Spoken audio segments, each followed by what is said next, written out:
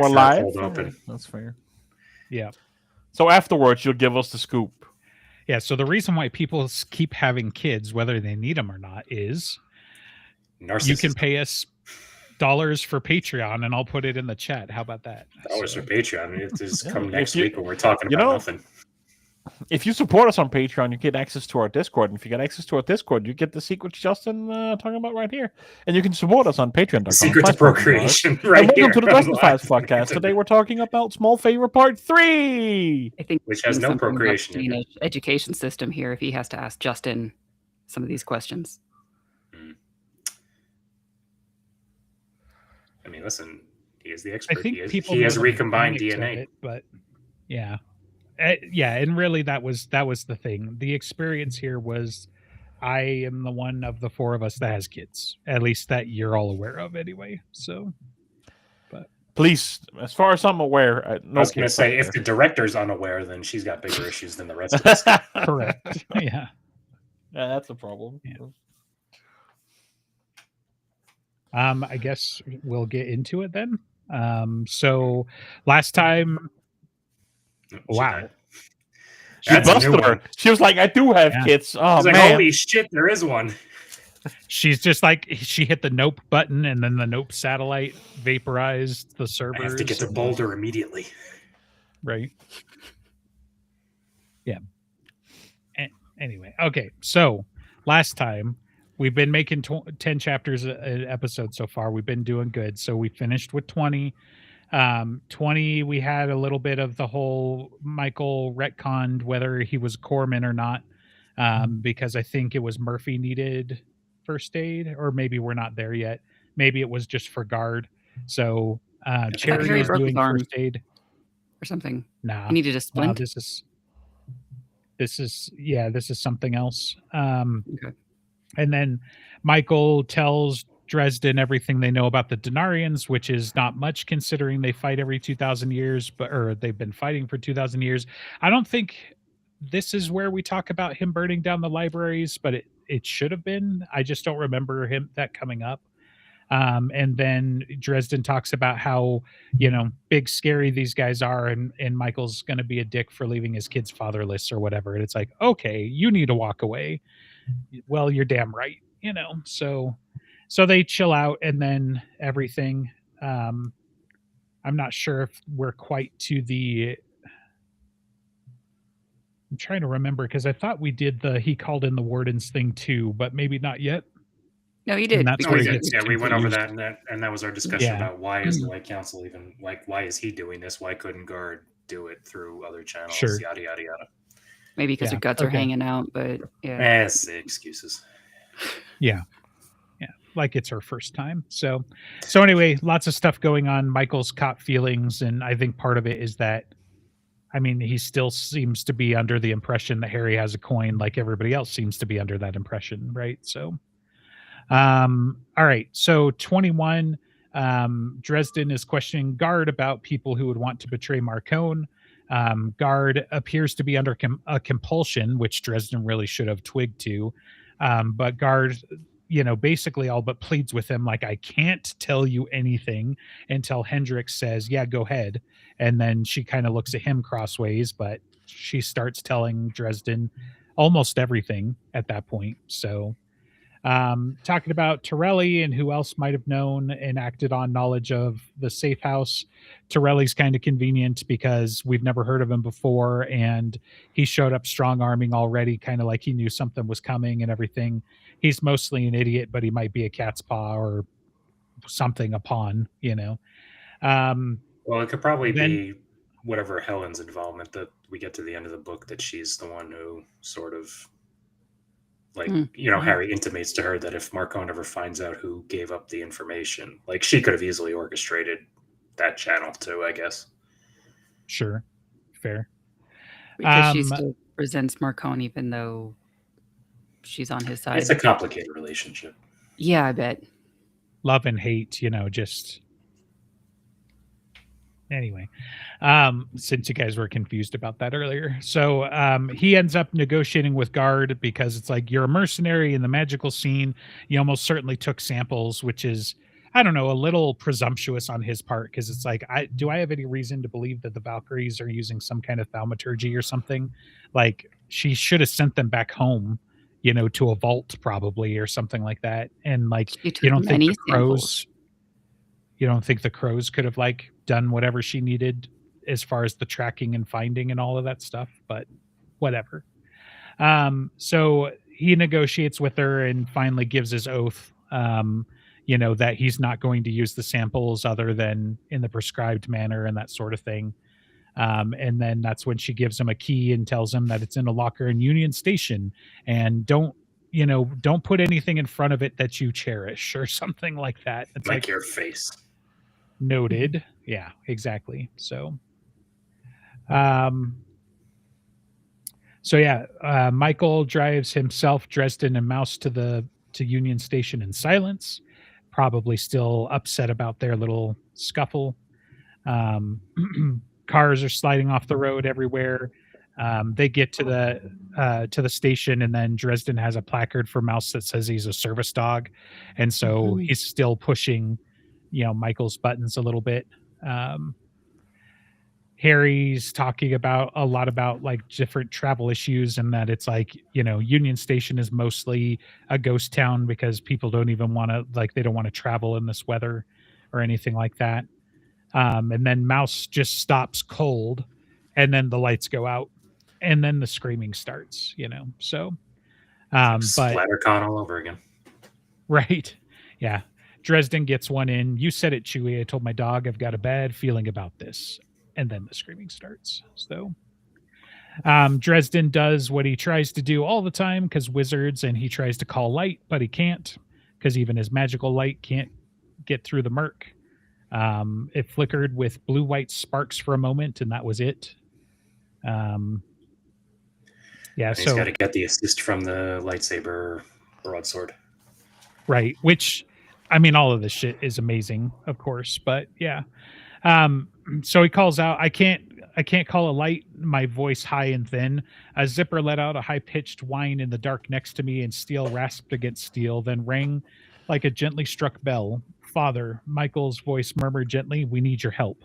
White light exploded from the sword, which is even better, because when the murk goes away, and then you can see what it's actually doing, right? Because like right now it's like there's a torch, which is plenty of light in this situation, but like the amount of energy that's actually going on there is fun. So about a dozen things crouching within 3 or 4 yards of us started screaming.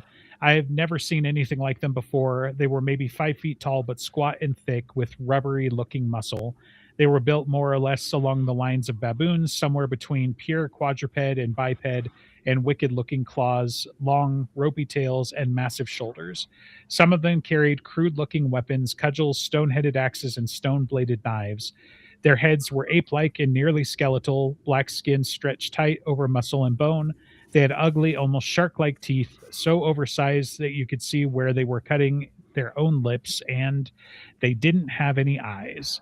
Where their eyes should have been, there was nothing but blank sunken skin. They screamed in agony as the light from Michael's sword fell on them, reeling back as if burned by a sudden flame, and if the sudden smoldering reek that filled the air was any indicator, they had been. So one of them tries to jump at Dresden's head, and Michael's like, get down and stuff, and basically cuts him down, their blood sizzling on his sword because of the light and everything. Get down, Arnold. Yeah. Dresden's never seen them, but he's heard of them apparently, so he knows that they're called Hobbs. Mouse collides with another one in midair, wrestling it to the ground. And then, Michael being a paladin, right? You get in Nomine Day. I felt his shoulder blades hit mine, and the light from the great sword bobbed and flashed, followed by another scream from a Hobb's throat. The Hob, wrestling with Mouse, slammed the huge dog to the floor and rose above him, baring its fangs. I took a step toward it, jammed the revolver into its face, screaming, "Get off my dog!" and started pulling the trigger. You bitch. Yeah, right.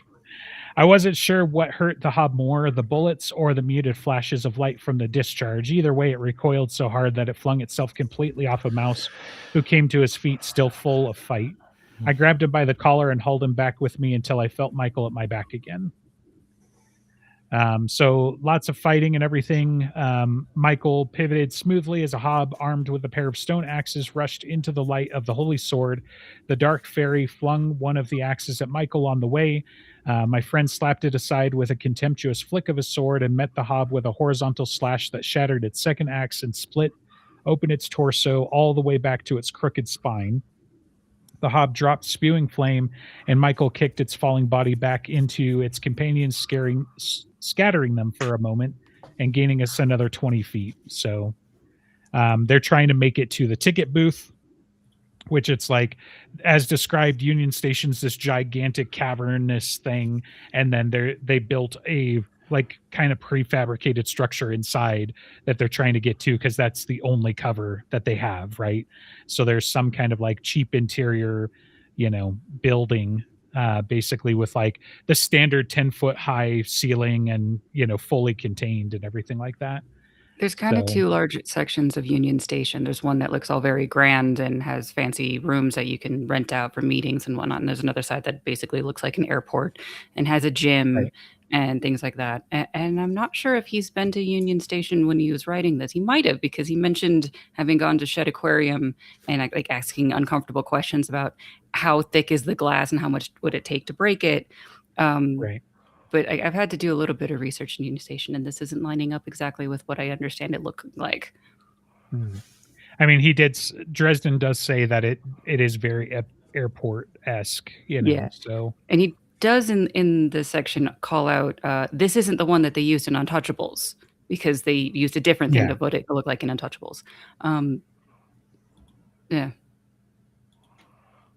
Yeah, I don't know. I only reading this section did I realize that I was like, oh yeah, I didn't go to Union Station or the Shed Aquarium when I was out there. And the Shed Aquarium I tried, but I wasn't going to pay like full price for like 2 hours to be able to poke my head in and look around for a few minutes. So I spent all my time at the Field Museum, bummer. Which is fair. Field Museum's awesome. Yeah. So yeah. Interesting. I mean, that's Denver, so that's what I get for not putting Chicago in front of it. But yeah, because I was like that. I mean, that's believable and whatever. But yeah, I definitely kind of imagine this, sizable but smallish building just kind of out in the middle of everything, because they've just kind of remodeled it for functionality rather than aesthetics and whatever. But anyway. So that's the description we're given. And then he gets up to the door and he's got to be fast. So he uses one of his rings, even though they're not meant to be used like this. And he basically blasts the lock off of the door so that they can get inside and everything, which becomes a problem later because, now there's no lock on the door. So, which honestly was probably a good thing at the end of the day anyway, with everything else that happens. So. Plus, it's not like a lock is really going to stop these things. Well, that's kind of what I'm saying, right? Because it's like even with Michael blocking the door, they start coming in through the other walls and the ceiling. So it's just like all you did was, you delayed the inevitable, which in this case is a good thing, So as the light from Amarachius illuminated the room we entered, it revealed the harried customer service rep we'd seen a few minutes before. She knelt on the floor, crucifix in hand, her head bowed as she frantically recited a prayer. As the light fell over her, she blinked and looked up. The white fire of the holy sword painted the tear streaks on her face silver as her mouth dropped open in an expression of shock and stunned joy. She looked down at her crucifix and back up at him again. And I got to switch my notes. So 1 second. She's gonna be like, now I can ask for a pony. Yeah. Did you get locked out again of your notes? No, that one hit the character limit, so the rest of it's in the next page. So Michael took a quick glance around the room, smiled at the woman, and said, "Of course he's there. Of course he listens." He paused and then admitted, "Granted, he doesn't always answer quite this quickly." So, or literally. Yeah, right. Yeah, and I guess I didn't pull it through, but like Dresden has some musing of like, it's Michael's the best thing she's going to see to an angel in her lifetime, so it's close enough, So yeah, Dresden's brainstorming how he's going to stop the Merc. The Hobbs are testing Michael's defenses, and then Dresden does the thaumaturgy, which, you know, he's a specialist, right? So it's like it's nice to see when he does something that Let's be doesn't just involve specific. fire. It's a great scene. So, Specifically, he gets everyone wet and dirty. yeah, no, that's coming, but yeah, like, you know, just setting up the scene. But so Dresden's talking. They've put something in the air called Merc. I think of it as a smoke screen. The Merc is keeping the lights from hurting the Hobbs. I said, I finished the circle and felt it spring to life around me, an intangible curtain of power that walled away outside magic, including the Merc, that had been caught inside the circle as it formed.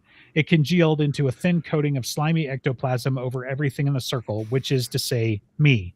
Super, I mumbled and swiped it out of my eyes as best as I could.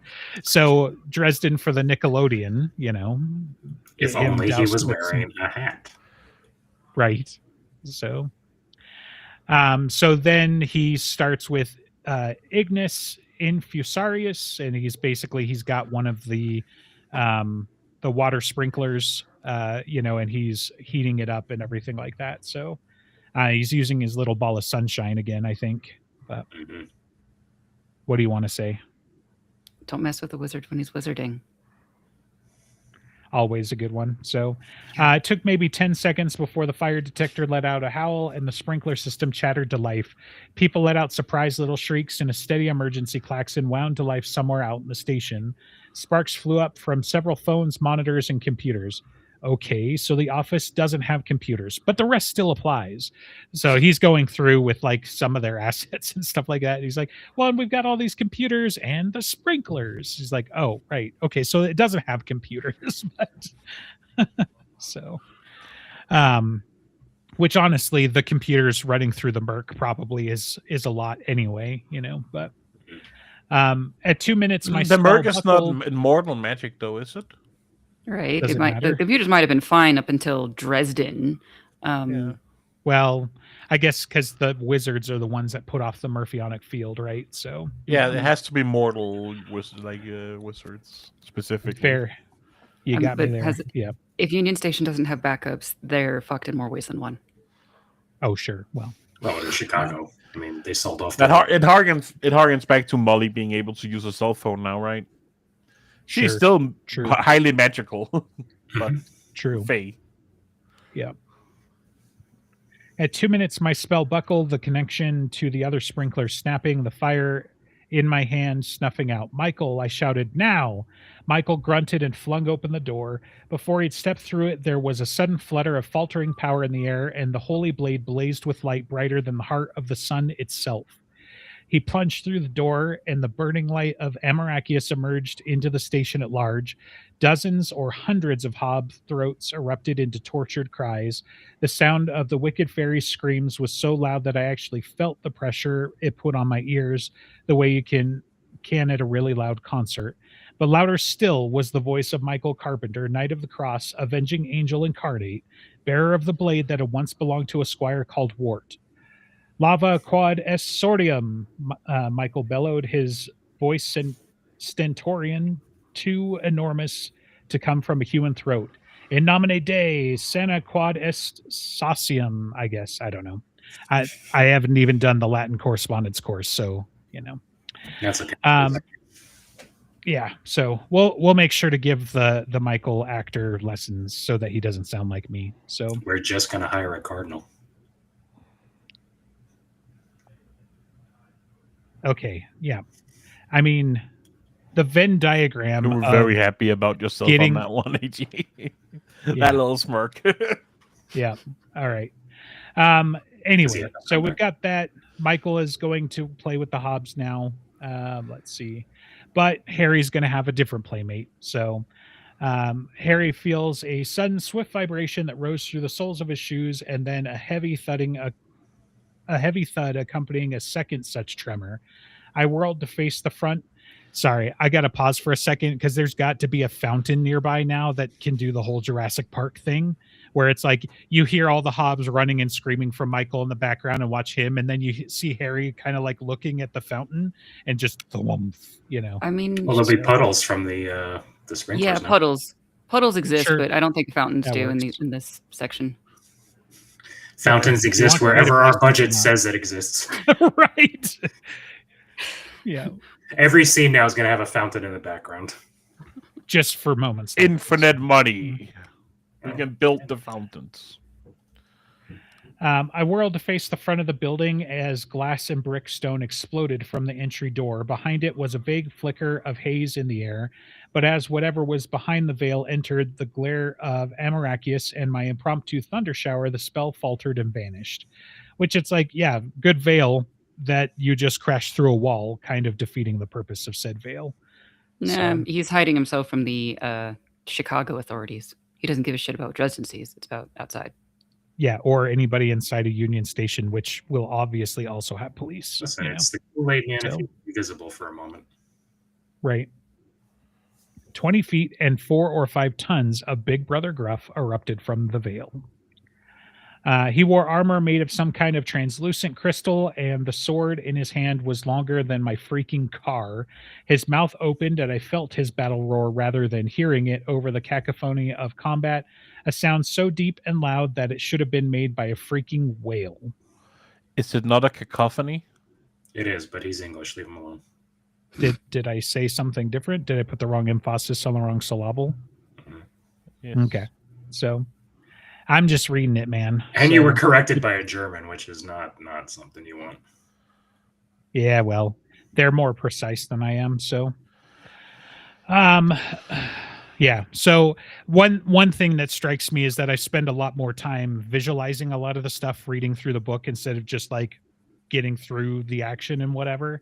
And yeah, spending a lot of time imagining Gruff and just being gigantic and horrific, and like he paints the picture for you, but it's kind of up to you to carry that through. I feel like is part of the problem, because my brain like simplifies the details when I'm just reading, whereas like right now I'm like, no, I need the details, I need the cinematics, I need the like, you know, this thing is like a pit fiend, he is gigantic, right? You know, it's like, and very scary and very loud and very physics altering. I mean, he's basically like Krampus, but less snow.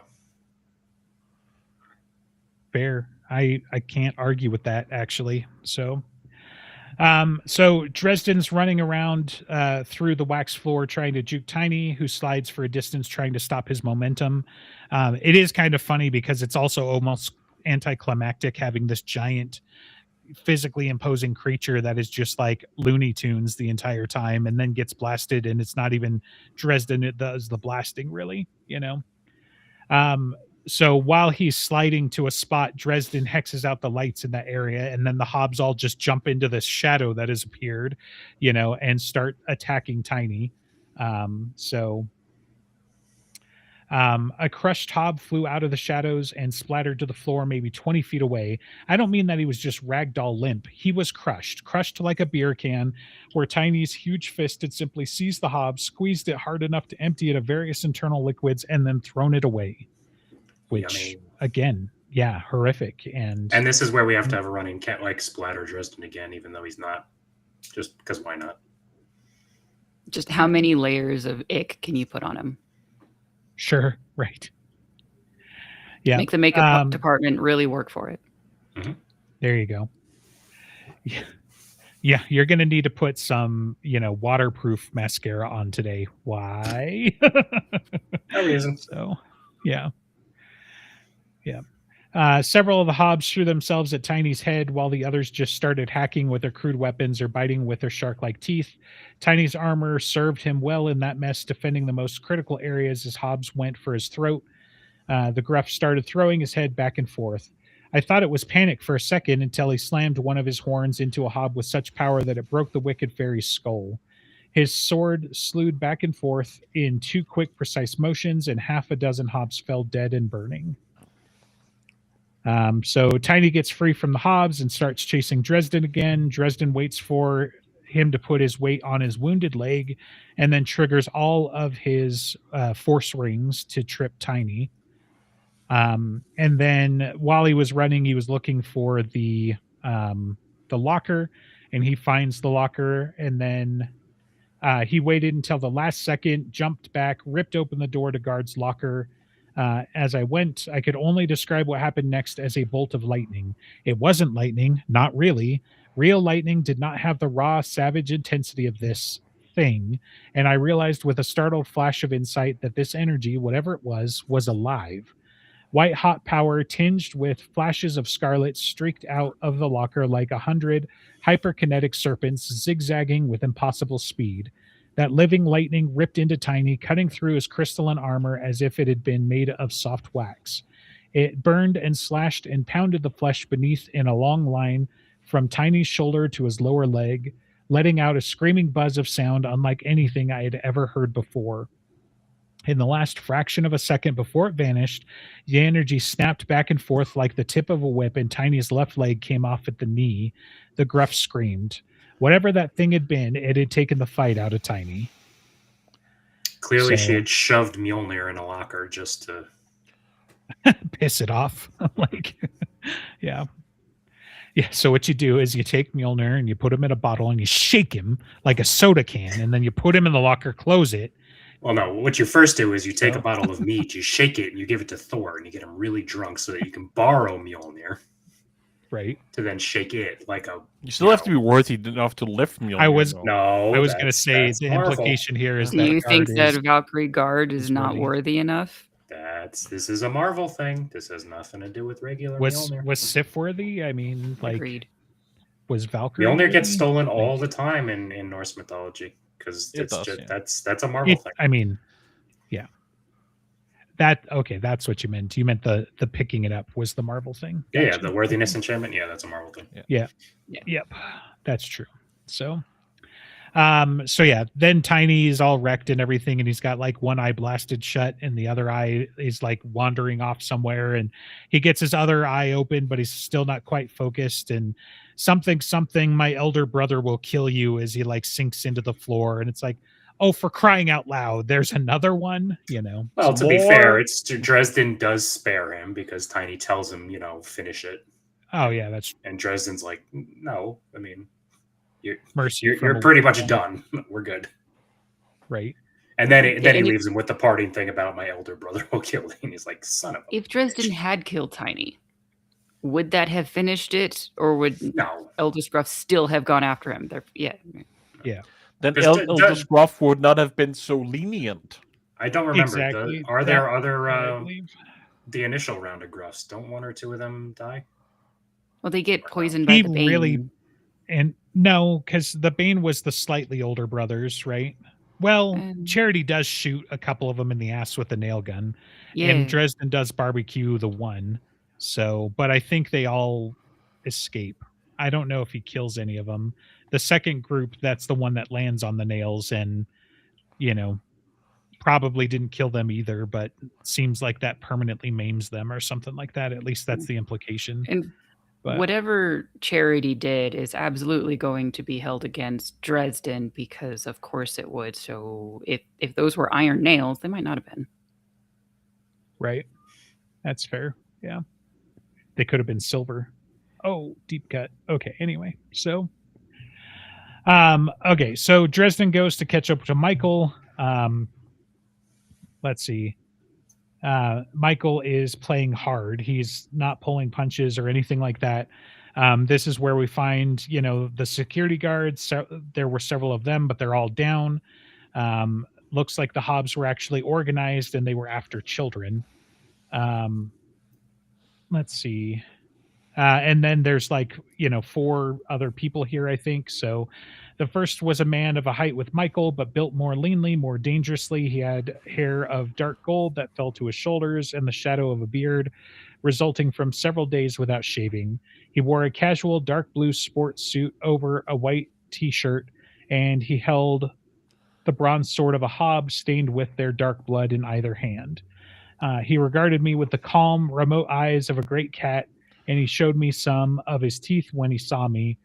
His name was Kincaid, and he was a professional assassin. And I don't know why, but I just got Achilles from Troy vibes off of that description. Probably the bronze swords tips it over the edge, but The Yeah, it was blonde like- hair. Well, yeah, and I was like, could you imagine if, like, in the Dresden Files, like Achilles didn't die to something stupid like an arrow in the heel, that he's still kicking it around for a couple of 1,000 years. So anyway, Oh, that's maybe- today's maybe- crazy. Maybe he didn't. Maybe that was the PR spin, and he's actually Yeah, he needed to retire a little bit. He got he's tired actually doing something on else. vacation. Right. And it kind of would lean into the whole, I'm as human as you are thing, but he's clearly something else. And I think Dresden believes that too, which we'll get to in a little bit. But next to him was a young woman with a long curling brown hair and flashing dark eyes. Her jeans were tight enough to show off some nice curves, but not too tight to move in. And she held a slender rod, maybe 5 feet long, in one hand, carved with runes and sigils not too unlike mine. Captain Lucio had a long plastic tube hanging from a strap over one of her shoulders, its top dangling loose. Odds were good. Her silver sword was still stowed inside. I knew that when she smiled, she had killer dimples, but from the expression on her face, I wasn't going to be exposed to that hazard anytime soon. Her features were hard and guarded, though they did not entirely hide a fierce rage. I hoped it was reserved for the attacking Hobbs and not me. The captain was not someone I wanted angry at me. Standing between and slightly behind the two adults was a girl not much older than all the other children who had taken refuge in the hall. She had grown more than a foot since the last time I'd seen her about 5 years ago. She still looked like a neatly dressed, perfectly groomed child, except for her eyes. Her eyes were creepily out of place in that innocent face, heavy with the knowledge and the burdens that come with it. The archive put a hand on Kincaid's elbow, and the hired killer lowered his swords. The girl stepped forward and said, "Hello, Mr. Dresden."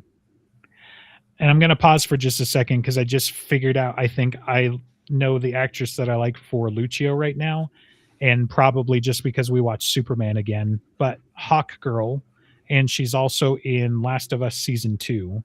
I don't remember what her name is though. I can see. I've seen Superman, but so I can vaguely see it. I could see that. Yeah, she's in a kind couple of a chameleon in Hot Girl, because it wasn't until this last watch through that I realized that it was the same actress. So, and it's like I've seen it. So Isabella Merced, and it's like I think,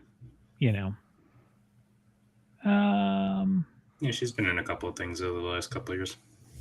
Yeah. And she was in Nickelodeon, so she'll be used to being covered in slime. So, Is that a euphemism for how her relationship with It's- Dresden goes? maybe. So, Since this is Andreas's waifu. yeah. waifu. Mm-hmm. Yeah, interesting. So, I was just curious, like, what her ethnic background was, but it is not. Yeah, I mean, she's Peruvian. Her mother, I think, is Peruvian, but So but she yeah, could be using too. sure. Yeah. So, anyway, all right. So, the archive still. If these creatures were under your command, the little girl said in a level tone, "I'm going to execute you," which I really need some like Red Queen energy for that, so. That's an older movie if you guys haven't seen it. I've seen Resident Evil. I watched it like a month ago, and I've been channeling it a lot. I did it for research actually for my D&D game, so that I'm was not fun. sure because they keep putting out more when they say they're done, but I think I've seen all of them. Yeah, I stopped around 6 or 7, which was still about 5 too many. Well, yeah, those ones with Mila Djokovic, and so it's been a minute since those were made. Yeah. I've definitely seen multiple of them, but I am not sure how many because it was a long I got time to the ago. point where it was like it had already long jumped the shark, and honestly the first one was the only one that I thought was any kind of good, and I still do kind of enjoy it, but the second one I never liked. And then I was like, I think I just kept watching them because zombies were involved, but I think I kept wanting it to be good as part of it, and then I was just like, she's just getting more and more superpowers, and like I don't understand. But then they nerf her, Yeah. and then they don't unnerf. The one where she just got superpowers, and they have fun with that in that one movie, and then the next movie they remove it. But that one movie where she has superpowers, and it's clones and stuff, and they go crazy. That was a good That was the one in the desert, right? Or was that the one where she sounds got like the nerfed? last one I saw. So yeah. Maybe, yeah. This I just Yeah. remember I thought it was like But the thing is, she always Cool. had superpowers, so you know. Well, she was an OC, and her husband's the Yeah. director, so she can do whatever she wants. Right. Yeah, and she was kind of like made up for the movies, so Mhm. that definitely helps. But all right, so Dresden is scared, but he's like, I have no idea who was ordering these things around. The archive stared at me for an endless second, then that ancient implacable gaze moved to Michael. Sir Knight, she said, her tone polite, will you vouch for this man? Maybe it was just my imagination that it took Michael a second longer to answer than he might have done in the past. Of course. I think that was just his imagination, to be honest. I don't think Michael hesitated any more than he ever would. Right. Yeah. Dresden is still in adrenaline mode for sure, so. So yeah, Dresden got everybody soaking wet in a blizzard. So then It's me his soaking fault. wet. yes, then they got a scoot, and Kincaid has to get the archive in the cab, and he won't let her sit alone even with the knight. What's your How did they expect to get out of Union Station in the first place? Like that's a so- that's a fair thing. Like maybe they were going to catch an Uber, and because you're like, yeah, what Yeah, vehicle would they have been driving? Yeah. So, yeah, that is a very good point. So, I mean, if Michael was thinking ahead and it was available, he should have taken the sandcrawler. sure, But no, it had to be. this the is probably truck. one of those like things just happened, and whatever, and like maybe Dresden would have ridden in the back anyway, which would have sucked, but not nearly as much as it sucks being soaking wet with a soaking wet dog lying on you. So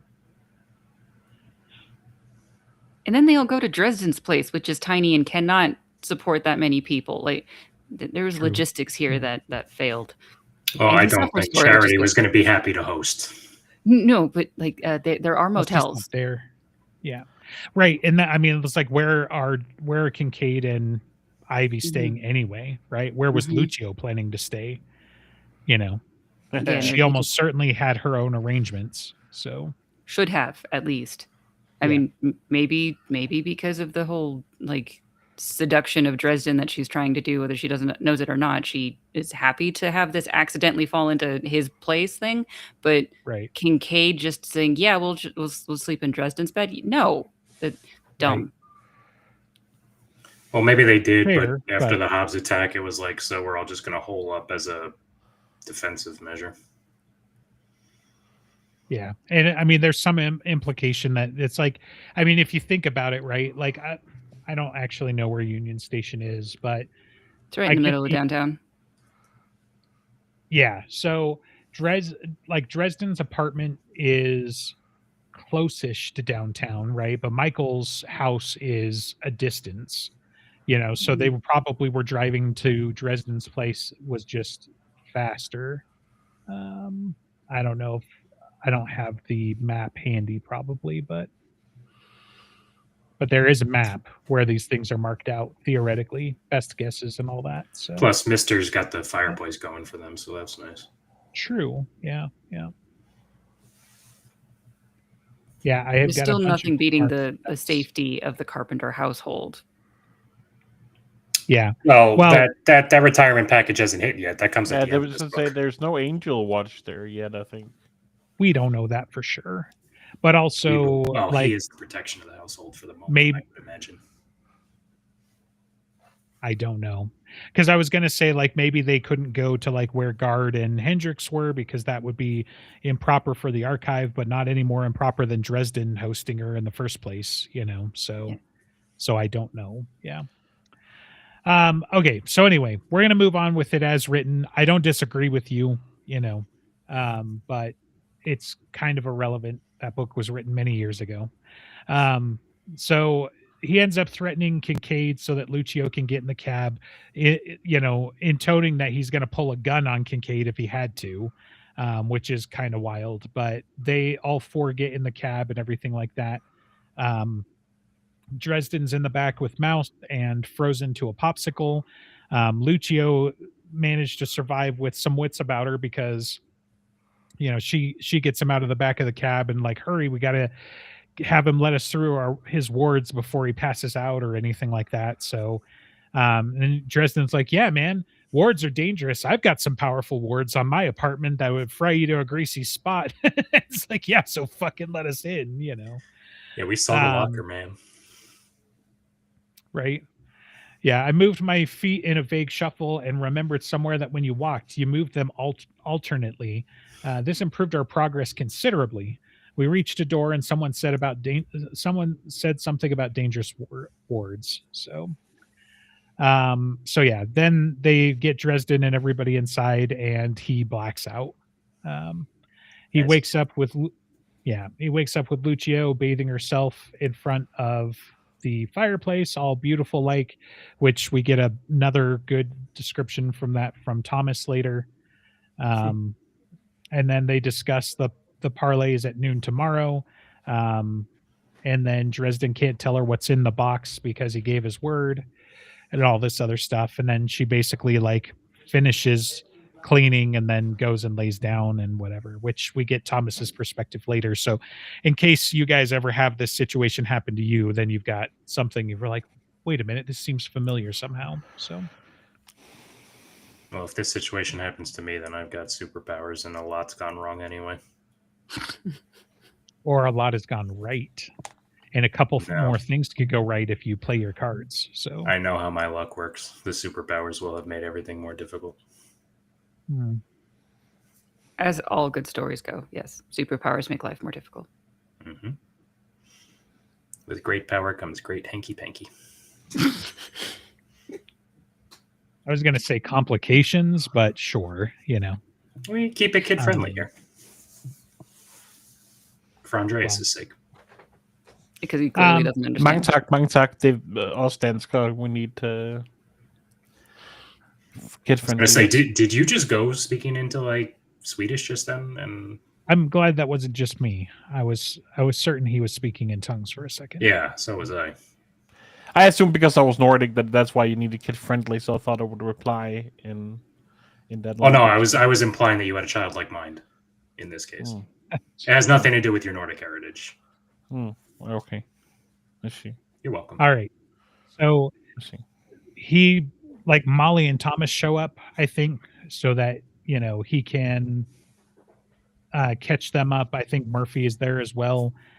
He's not going to bring Molly to the parlay due to temptation, not just her temptation, but the Denarian's temptation, because it's like, you are a hostage waiting to happen, obviously. Thomas educates Dresden on women again. Murphy, as his gay lover, he would know. True. Yes. Yep. Yeah. Murphy's going. Lucio doesn't like this, but she's been through more than most wardens, which I feel like is still a really big claim considering there's a war on and every single warden is a veteran right now. But, okay. Oh, He's yeah. just big enough to midget. Yeah. This is their war council. They're in Michael's office or what have you, the extension. So, this is Sonya's, she's so tiny and fierce. I don't suppose she knows how to, and then Michael's like, Sonya, we talked about this and, tiny but fierce. But I think this is the first time I caught the implication was like, I'm not really sure I ever understood what he was implying, but this time I was like, she knows how to sword fight, like that was Sonya's she knows the exquisite art of the Japanese sword. We do need a battle sister, so, but, so they find out that they're going to the Shed Aquarium for the parlay, which this is supposed to be the preamble, right? So they're not taking everybody because they're just supposed to find out about where they're supposed to make the deal and what Nicodemus wants. But it turns out that they're bringing everything Nicodemus wants anyways, right? So Why did they choose the Shed Aquarium? Because I mean, it's a it would neat be place, abandoned. but blizzard. It's the middle Nobody's of going to the blizzard, aquarium in and the no blizzard. one's around, and yeah, they're probably under the same kind of misgivings as Guard, which is that no one at all is going to be there because no one would risk their lives to take care of animals. And then Dresden's like, yeah, but you're not into oceanography for the paycheck. So, yeah. Which, I mean, he's a private investigator. So again, you're not into private investigations because of the paycheck, you know? Plus, it's indoors. They're not going to go to the zoo. That would be silly. Right. And they did the Field Museum like 4 books ago. So, you know. you can't With the repeat places. Denarians. Yeah. So, So, yeah, I mean, it's like, where else would you go? I mean, obviously, there's a ton of places in Chicago, but I guess it could have been some random warehouse, you know. Mm-hmm. Could have been a random warehouse. They could have just like rented a conference room or something. Like they did not need to be in the Shed Aquarium. they did a random warehouse in Proven Guilty. They can't, and they do a Right. random warehouse in the what is it? Skin Game. Backup and in Skin Game. Yeah. Is they get their fair share of random warehouses. All of Yeah. Hades' Vault is a random warehouse if you really think about it. It's not a random one. It is warehouse. It's very random. I always take it more like the Aladdin, you know, vault Cave of that he's Wonders. got to get the lamp from. Yeah. Yeah.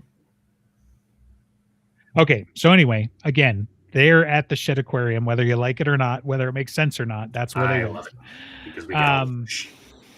Yeah. So Dresden on his way there is musing about the masquerade and everything like that.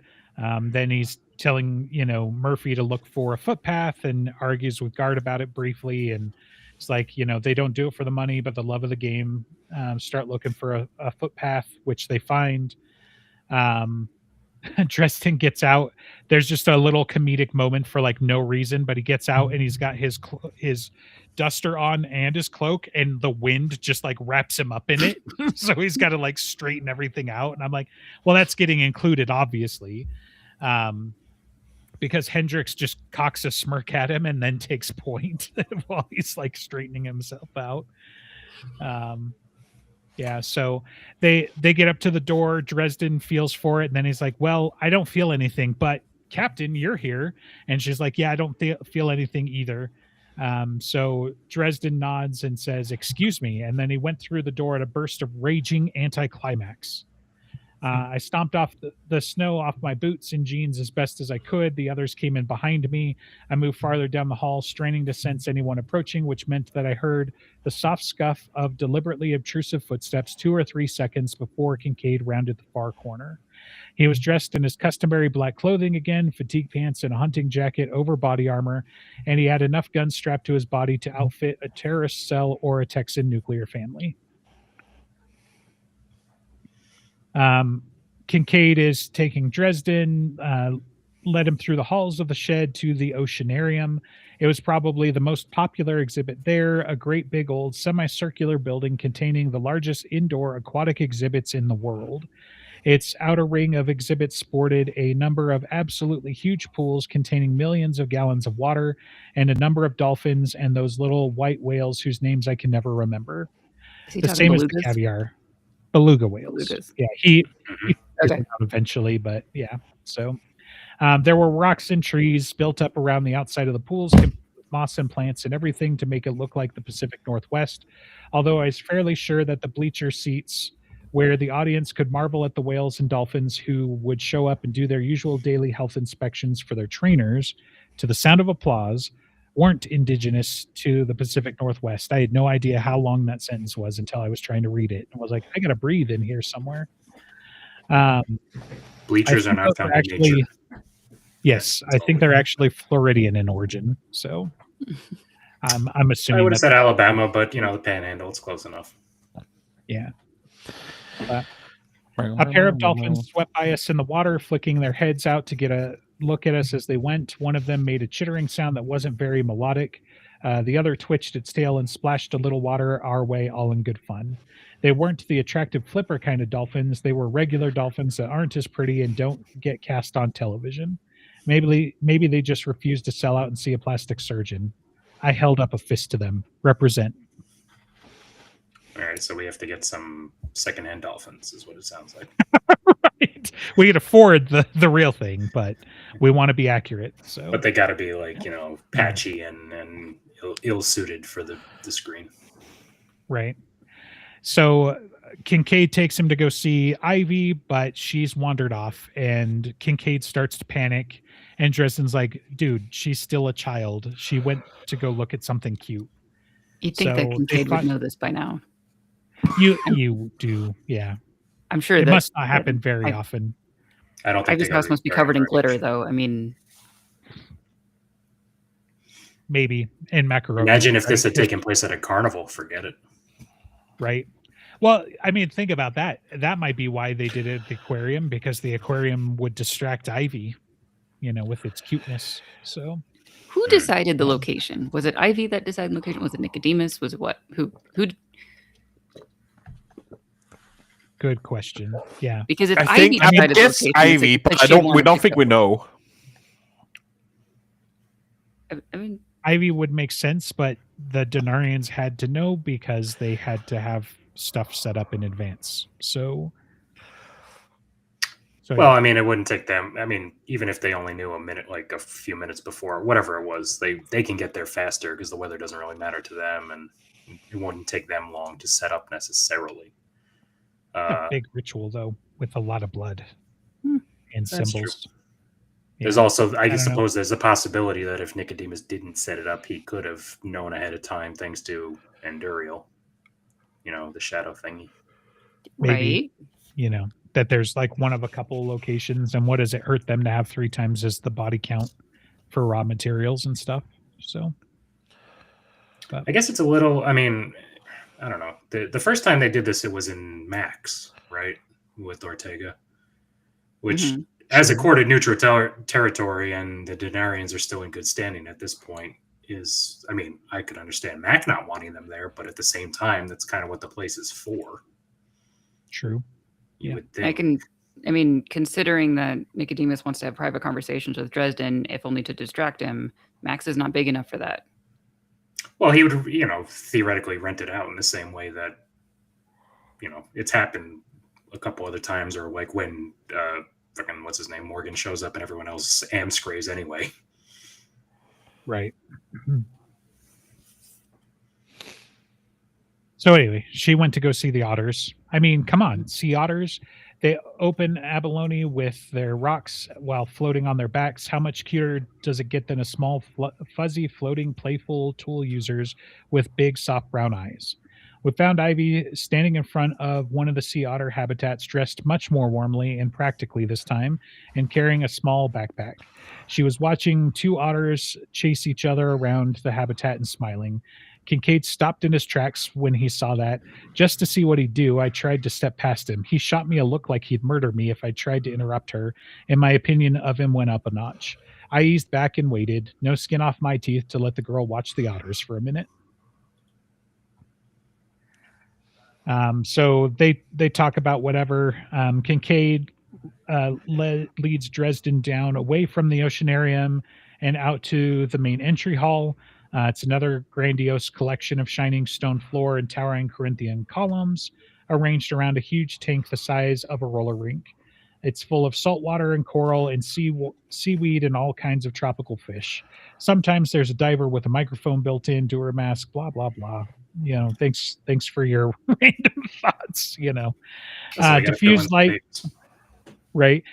I know there's so many times where I was like, you could have used less words for that. And He had it's to like, make sure it was a that's- tax write-off. right. That's why you got to get all Like, your word count in. like So, bleachers aren't found in nature. Less Right. words. Could have been. so.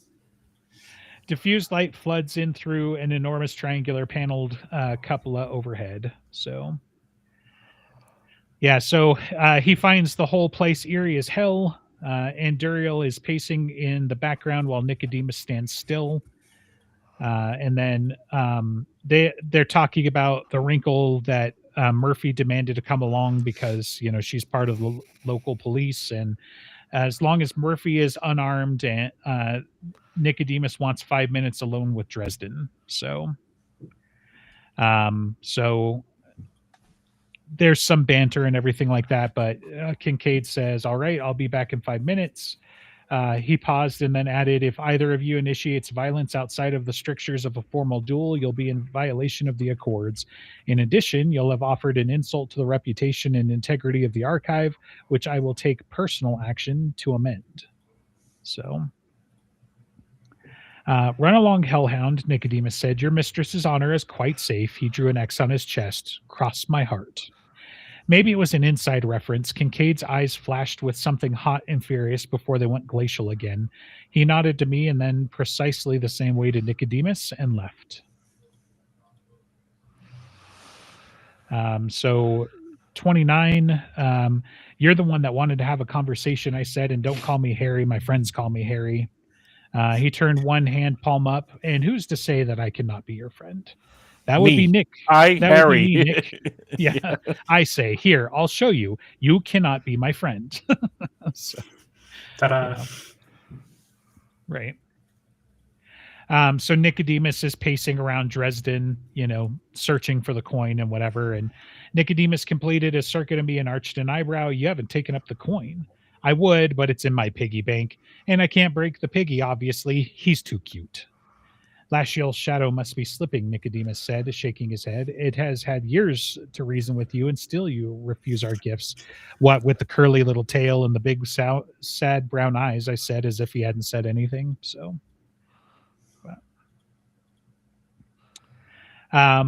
so they're still bantering their banter and everything like that. Dresden talking about he would never sign on because, what with their tactics of murder and torture and everything. And Nicodemus is like, right, because you're so different. I heard what you did to Cassius. If somebody had walked in while I was working over Cassius, would my face have been red or what? He stared at me for a second, and emotion and expression drained out of his features like dewdrops vanishing under a desert sunrise. What was left behind was little more than desolation. Harry Dresden, he said so softly that I could barely make it out. I admire your defiance of greater powers than your own. I always have. But tempus fugit for all of us. I blinked. For all of us? What the hell did he mean by that? Have you not seen the signs around you? Nicodemus asked. Beings acting against their natures, creatures behaving in ways that they should not, the old conventions and customs being cast aside. I narrowed my eyes at him. You're talking about the Black Council. He tilted his head slightly to one side, then his mouth twitched in a corner and he nodded his head very slightly. They move in shadows, manipulate puppets. Some of them may be on your council, yes. As good a name as any. Stop playing innocent, I spat at him. I saw the leftovers of the Black Council attack on Arctis Tor. I know what hellfire smells like. One of yours was in on it. Nicodemus blinked. Nicodemus slammed Dresden into the back wall. What? Because he didn't know. Well, but then Dresden's like, not Dresden, Nicodemus is like, oh shit, I nearly lost my cool there, so. My bad. Yeah. He apologizes to Dresden, tells Dresden that they've got some common interests and, just come with me for a week, and you could see that we're not all that bad as we torture and murder our way across America. So. Not just America, they go all over the place. Right. Gosh, you're chatty, I said. You were right. This is so much fun. It's almost like a horrible thought hit me. Nicodemus was many things, but he wasn't a fool. He knew I wasn't going to sign on for his team, not after the way he treated me the last time we'd met. He knew that nothing he said was going to sway me. I might have surprised him with that little nugget of information about Arctis Tor, but that could have been an act too. All in all, odds were high that this conversation was accomplishing absolutely nothing, and Nicodemus had to know that. So why was he having it? I asked myself. Because the goal of the conversation doesn't have anything to do with the subject or the context of the conversation, I answered. He wasn't there to talk to me about anything or convince me of anything. He wanted to talk to me to keep me there, which meant that something else was about to happen somewhere else. Wheels within wheels. My God, it was a metaphor. This conversation was a metaphor for the parlay as a whole. Nicodemus hadn't come to talk to us about violations of the Accords. He'd engineered the parlay, and his motivation had nothing to do with subverting Marcone's talents to the service of a fallen angel. He was after bigger game. I whipped my staff toward Nicodemus, slamming my will through it in a surge of panicked realization, screaming, Fazare! As I did. Unseen force lifted him from his feet and slammed him into one of the huge Corinthian columns like a cannonball. Stone shattered with a deafening crash like thunder, and a lot of rocks started to fall. I didn't stick around to see how much. It wouldn't kill him. I only hoped it would slow him down enough for me to get to the others. Kincaid, I shouted as I ran. My voice boomed through the empty halls in the wake of the collapsing rubble. Kincaid! I knew I had only seconds before all hell broke loose. Kincaid, get the kid out of here, I screamed. They're coming for Ivy.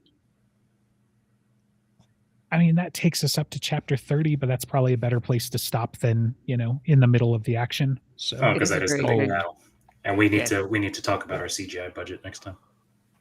Yeah, Okay. this is Yeah. this is Budget is the this is infinite. the episode we've been saving up for. Yeah, because we're gonna have to do the big first reveal of Soulfire in this, and yeah, I'm trying to remember. I didn't remember it being in chapter 30, but I thought I had pulled it out. There's a comment that I wanted to highlight where Dresden is like he talks about Kincaid, or he or Nicodemus talk about Kincaid having done this for centuries. And I'm like, Dresden fucking knows. He knows that Kincaid's not human, right? So again, as far as we're concerned and everything like that, I feel like the evidence starts to mount that Kincaid is very much not human. well, I know. I think it's whatever. Tessa makes the comment about how the Hellhound has hunted their kind before, but I mean, Ebenezer has already talked about how Kincaid served Dracul for centuries, way back in Blood Rights. Blood Rights. Yeah, fair. So, fair. I think Ebenezer at that time also said that he was a scion. yeah, So yeah. the line of "I'm just as human as you are" obvious. It makes sense why people get attached to it, but it's just as easy to understand that Kincaid was lying or Sure. Yeah. playing very loose with the idea of human and truth and those things. Listen, I still think it's a metaphor. I have I can be just as human as you are. Ergo, you can be a monster too. You're no different. Let's be clear, and which is what people say to him all the time. This is just the conversation Nicodemus has with him all the time. It's like, you're really not that different. Yeah, or like I mean, a mortal wizard, a human, yeah, but human. They live for hundreds of years and can wield the primordial forces of reality. It's all about intent. The "we're not so different, you and I" trope is not all that uncommon. Yeah. Fair. You know what else is not all that uncommon? Content creators plugging their Patreons. So you can go to patreon.com/brokenjars to support us. We are live almost every Saturday at 1 p.m. Eastern. And you can go to brokenjars.xyz to see our website. You can go to this YouTube channel that you're probably watching on and leave us a like, comment, and subscribe. That shit helps out. And I think that's about it. Next week is Christmas. Just to confuse you. No, we just had Christmas. It's like, no, next week is New Year's. Yeah, It's man. both. First show same at 2026. Crazy. Ooh. That's what happens when it falls on a Thursday. Well, New Year's.